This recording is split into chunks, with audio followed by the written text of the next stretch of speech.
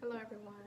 So the informed consent form that I originally spoke about was 8 pages long, and Professor Hines posed a great question.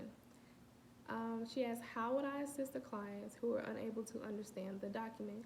That's a great question because an 8 page long document can be very intimidating to someone who's new, to counseling, and someone who kind of maybe feels already overwhelmed in the first place. So, presenting them with this 8 page document can feel a little overwhelming and feel like something, a lot of like a big task that they have to take on before they even start this route in healing. So in 2009, Bigmore, Pfeiffer, and Posh Orlow performed a study to see if clients could better understand consent forms if they were read to them by a computer. So the results showed that across all health literacy levels, the participants preferred the computer over human interaction. The results also showed that those who had limited health literacy, that they did not lack the that they did not like that there was a lack of time constraints or the ability to re-ask questions. So that does become an issue when you're choosing technology over human interaction, is because with the computer, if someone does have limited health literacy, if they're sitting at a computer, they can sit there all day, trying to figure out what these things mean. But if there's not someone who can break those things down piece by piece for them, then it does become a lot more difficult for the client to understand.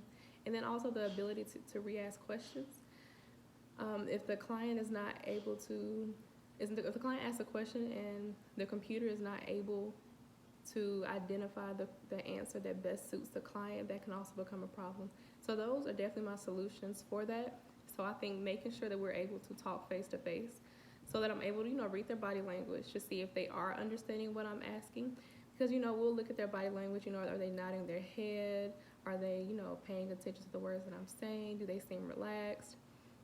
You want to give the client opportunities to ask questions throughout the document and not just at the end. So you don't want to read an 8 page document and then ask the client, like, so, you have any questions? Because then a lot of things can kind of go over their head. And then you also want to make sure that I would make sure that I explain the document in a way that'll best suit the client. So focus on the wording of their questions and the things that they need from me. And also not assuming that the client understands everything and by taking a quick walkthrough of it. So there may be some things that the client clearly doesn't understand, but if I take just a quick walkthrough through the documents, then they're not going to get a better understanding of that. So those are my ways to better help the client understand informed consent form that can be kind of lengthy. Thank you for listening.